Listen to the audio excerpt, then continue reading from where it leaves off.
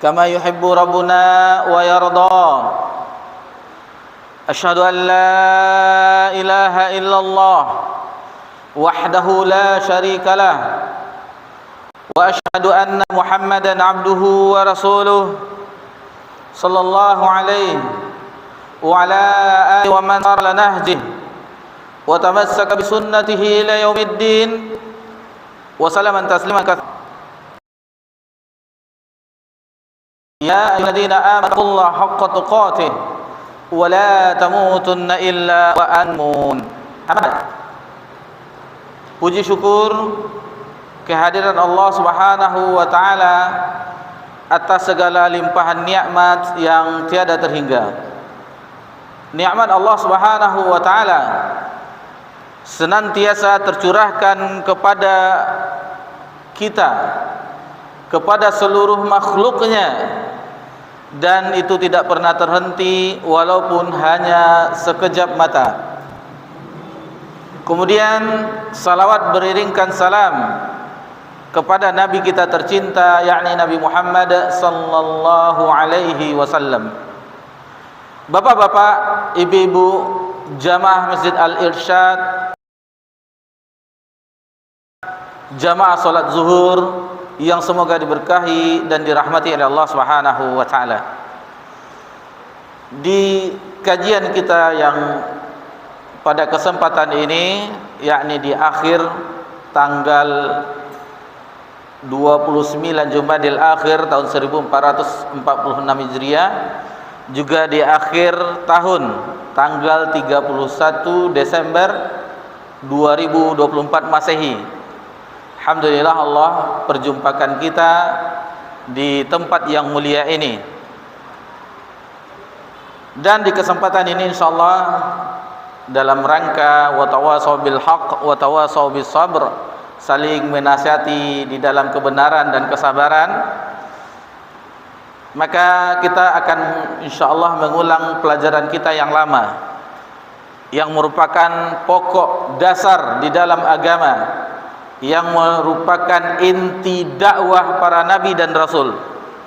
Insyaallah kita akan mengingatkan dengan dua kalimat syahadat, memahami kembali pelajaran kita, yaitu asyhadu an la ilaha illallah wa anna muhammadar rasulullah. Kita mengingatkan kembali karena alangkah kita sia-siakan kalimat yang agung ini. Kita sepelekan padahal semuanya porosnya ada di kalimat tauhid ini, kalimat thayyibah. Bapak-bapak, ibu-ibu yang semoga diberkahi dan dirahmati oleh Allah Subhanahu wa taala, ketahuilah kalimat la ilaha illallah merupakan syarat dari sah seluruh amalan kita.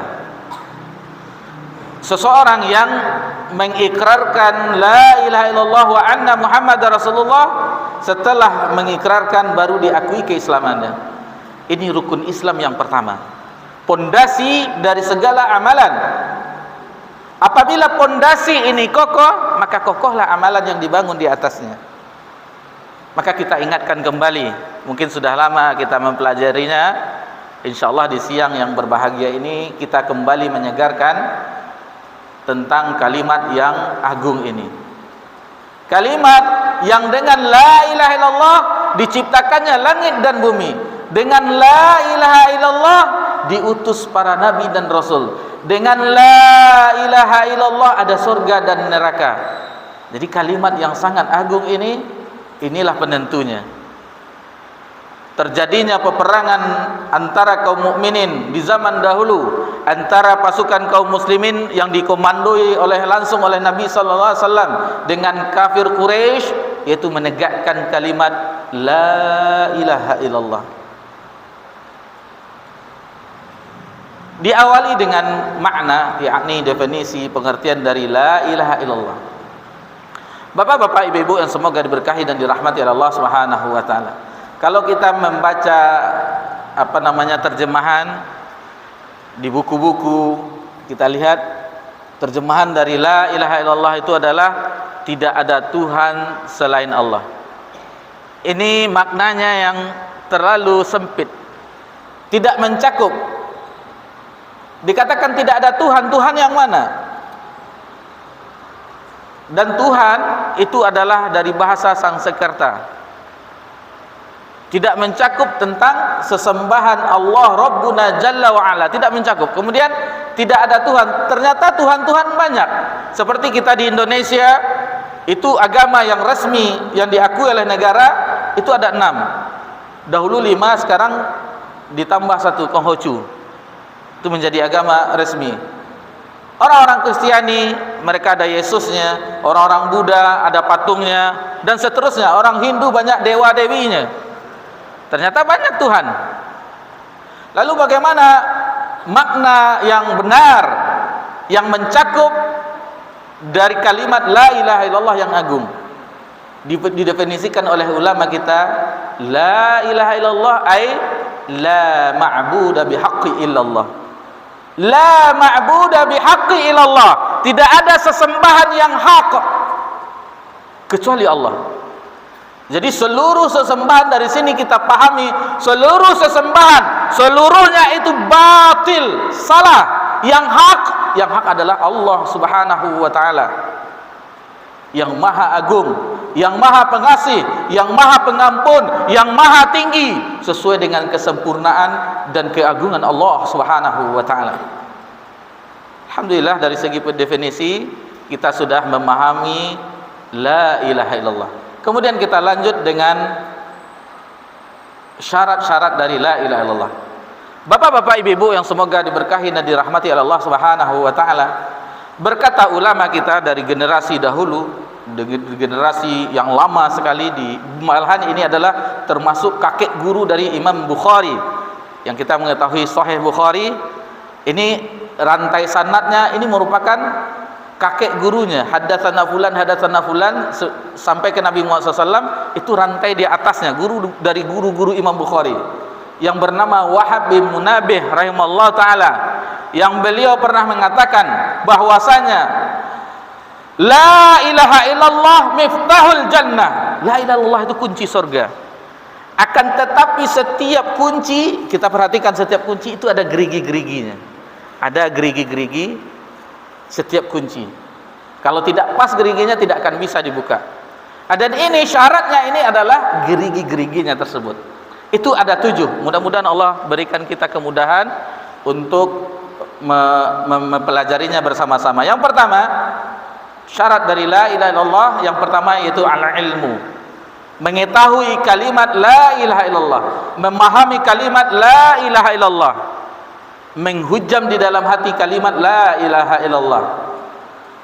Dalilnya firman Allah Subhanahu wa taala dalam surah Muhammad ayat 19, fa'lam annahu la ilaha illallah wastaghfir li dzambik. Maka ketahuilah tidak ada sesembahan yang hak kecuali Allah. Fastaghfir li dzambik. Maka mohonkanlah ampunan terhadap dosa-dosa mereka. Jadi yang pertama yang wajib kita ketahui adalah la ilaha illallah. Itu yang wajib kita ketahui, yang harus kita pahami. Kemudian yang kedua yaitu al-yaqin. Meyakini di dalam hati sanubari kita kalimat la ilaha illallah. Di dalam hadis ini berasal dari Abdullah bin Mas'ud radhiyallahu anhu dan dicantumkan di dalam Sahih Bukhari, yang mana bunyinya al-yaqinul iman kulluh. Keyakinan adalah keimanan itu seluruhnya. Wasabru nisful iman, dan adapun kesabaran separuh sebagian daripada keimanan. Jadi kalau sudah yakin, sudah meyakini dalam hati bahwa Allah Rabbuna Jalla wa Ala, Rabb yang menciptakan alam semesta, Rabb yang mengatur alam semesta, Rabb yang mematikan, yang menghidupkan, yang telah memberikan rezeki, yang satu-satunya yang berhak disembah.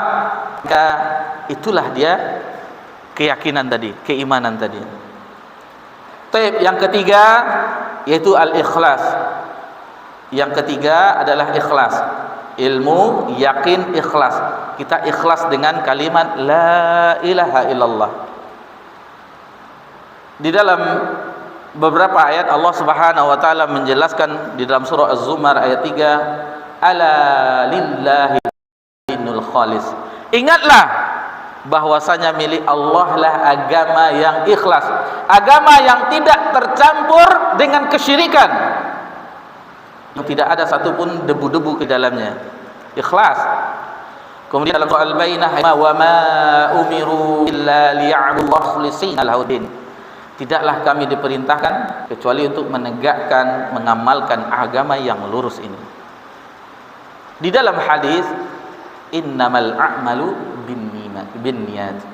Sesungguhnya amalan itu tergantung dalam niat, yaitu keikhlasan tadi. Apakah ibadah yang kita lakukan mengharap wajah Allah atau mengharap pujian sanjungan dari makhluk? Baik, kita hanya singkat saja karena waktu yang terbatas, 6 menit lagi insyaallah. Kemudian yang kelima, yang tadi yang keempat, yang ketiga, yang keempat as-sidqu, yaitu jujur dengan kalimat la ilaha illallah. Jadi itulah yang orang yang beriman sebenarnya meyakini di dalam hati, mengucapkan dengan lisan dan mengamalkan dengan anggota badan. Hati, lisan dan anggota perbuatan badan itu sama. Adapun orang munafik yaitu berbeda hati dengan lisan dan berbeda juga dengan amalan. Itu orang munafik. Tampaknya dia orang yang taat, tampaknya dia orang yang membela agama Allah, tetapi hatinya membenci agama Allah. Waliyahzubillah. Dan ini disebutkan dalam awal-awal surah Al-Baqarah, dalam surah Al-Baqarah ayat 8, wa minan nasi may yaqulu amana billahi wa bil yaumil akhir wa ma hum bimu'minin. Jadi sebagian manusia itu mengatakan bahwasanya kami beriman kepada Allah dan hari akhir, tetapi sebenarnya mereka tidak beriman kepada Allah Subhanahu wa taala. Kemudian syarat yang kelima adalah al-mahabbah, yaitu cinta dengan kalimat la ilaha illallah. Di dalam surah Ali Imran ayat 31 Allah Subhanahu wa taala berfirman, qul in kuntum tuhibbunallah fattabi'uni. Katakanlah, jika kamu mencintai Allah, fattabi'uni, maka ikutilah aku. Maksudnya Nabi Muhammad sallallahu alaihi wasallam. Ayat ini disebutkan oleh ulama tafsir, diantaranya adalah Hasan Al-Basri rahimallahu taala. Ayat ini adalah ayat ujian, ayat imtihan, ujian bagi kita sebagai umat Nabi Muhammad sallallahu alaihi wasallam, sebagai hamba yang mengaku cinta kepada Allah Subhanahu wa taala. Maka inilah ujiannya. Qul in kuntum tuhibbunallah fattabi'uni. Katakanlah, jika engkau mencintai Allah, maka ikuti Nabi Muhammad sallallahu alaihi wasallam. Apabila seseorang yang mengakui cinta kepada Allah Subhanahu wa taala tetapi tidak mengikuti Nabi Muhammad sallallahu alaihi wasallam, dijelaskan di tafsir itu, bisa dilihat di tafsir Ibnu Katsir, maka cintanya bohong, cintanya dusta, hanya sekadar pengakuan cinta kepada Allah tetapi tidak mengikuti Nabi Muhammad sallallahu alaihi wasallam di dalam beribadah kepada Allah, di dalam menuju Allah, di dalam mencapai ketakwaan kepada Allah Subhanahu wa taala. Jadi ini ujiannya. Lalu bagaimana orang yang telah mendapatkan jalan seperti ini, dia telah mencintai Allah, balasannya yuhibbukumullah, maka Allah akan mencintainya, wa yaghfir lakum dzunubakum. Setelah Allah cintainya, kata ulama, permasalahannya bukan kita yang mencintai, akan tetapi kita dicintai. Kalau kita mencintai, memang itu adalah amalan kita, kewajiban kita kepada Allah untuk mencintai Allah, akan tetapi kita yang dicintai oleh Allah. Wa yaghfir lakum dzunubakum, dan mengampuni dosa-dosa kita. Ini adalah kecintaan Allah, dan ampunan dari Allah adalah modal bagi kita untuk berjumpa di Allah ketika kita ditegakkan dihisab di yaumil mahsyar, mendapatkan kecintaan Allah dan mendapatkan ampunan dari Allah Subhanahu wa taala. Kemudian yang keenam, yakni al-inqiyad, yaitu ketaatan, kepatuhan. Jadi kalimat la ilaha illallah itu kita harus patuh, taat Dan berapa banyak ayat-ayat di dalam Al-Quran yang mengatakan illal ladzina amanu wa amilus solihat. Jadi orang yang beriman dan beramal soleh. Banyak ayat-ayat mengatakan wa amilus solihat illal ladzina amanu wa amilus, diiringi terus iman dan amal soleh, iman dan amal soleh. Jadi kalau tidak ada amal soleh berarti imannya dipertanyakan. Imannya dipertanyakan. Jadi nampak dari ketaatan anggota badan. Kemudian yang terakhir, yang ketujuh, syarat dari la ilaha illallah adalah al-qabul, yaitu menerima kalimat la ilaha illallah. Harus kita terima al-qabul. Itu makanya kenapa terjadi permusuhan yang sengit ketika Nabi sallallahu alaihi wasallam mendakwahkan kalimat ini la ilaha illallah, karena ketika Nabi mendakwahkan, dan ini Allah sebutkan di dalam surah As-Saffat ayat yang ke-35, innahum kanu idza qila lahum la ilaha illallah yastakbirun. Jadi ketika kafir Quraisy didakwahkan, diajak dengan kalimat la ilaha illallah, mereka menyombongkan diri, tidak mau menerima. Muhammad, orang yang gila penyair itu, mengatakan Tuhan cuma satu. Kemana berhala-berhala kita yang banyak ini? Kemana Manat, Lata, Uzza, berhala yang ratusan banyaknya ini mau kita kemanakan? Hanya dijadikan satu Tuhan. Sementara itulah yang tauhid, yang esa, yang tidak ada yang kedua, yang ketiganya, tauhid ahad, tidak ada yang keduanya. Baik, adapun rukunnya ada dua. Yang pertama, rukun dari la ilaha illallah, yang pertama adalah an-nahyu, yaitu menafikan. Itu dari kalimat la ilaha, itu menafikan seluruh sesembahan itu, ditiadakan, dinafikan, diingkari semuanya. Berapapun banyak sesembahan dia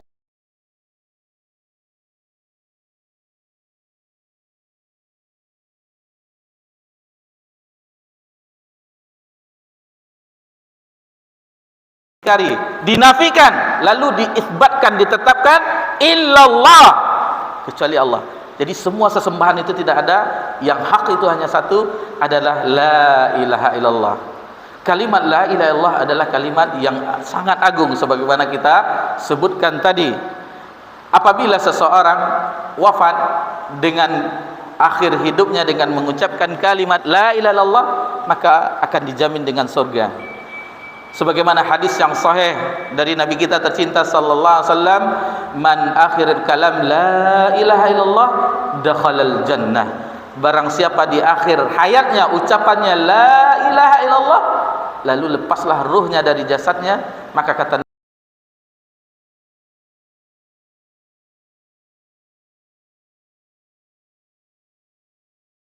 ini kita ambil kesimpulan bahwasanya kalimat la ilaha illallah kalimat yang agung, kalimat tauhid, kalimatul thayyibah, kalimatul Islam, yang merupakan kunci dari surga. Kita sebutkan tadi bahwasannya surga itu memiliki kunci, yaitu syarat-syaratnya ada 7. Yang pertama ilmu, yang kedua yakin, yang ketiga ikhlas, yang keempat jujur as-siddiqu, yang kelima cinta mahabbah, yang keenam al-inqiyad ketaatan, yang ketujuh al-qabul menerima kalimat la ilaha illallah. Mudah-mudahan Allah Subhanahu wa taala membimbing langkah kita sehingga akhir hayat kita bisa mengucapkan kalimat la ilaha illallah. Demikian saja yang bisa kita pelajari di kesempatan yang berbahagia ini. Mohon maaf jika ada kesalahan, maka kita akhiri dengan subhanakallahumma bihamdika asyhadu an la ilaha illa anta astaghfiruka wa atubu ilaik. Wassalamu ala nabi Muhammad sallallahu alaihi wasallam wa ala alihi wa sahbihi ajmain walhamdulillahirabbil alamin. Wassalamualaikum warahmatullahi wabarakatuh. Allahu akbar.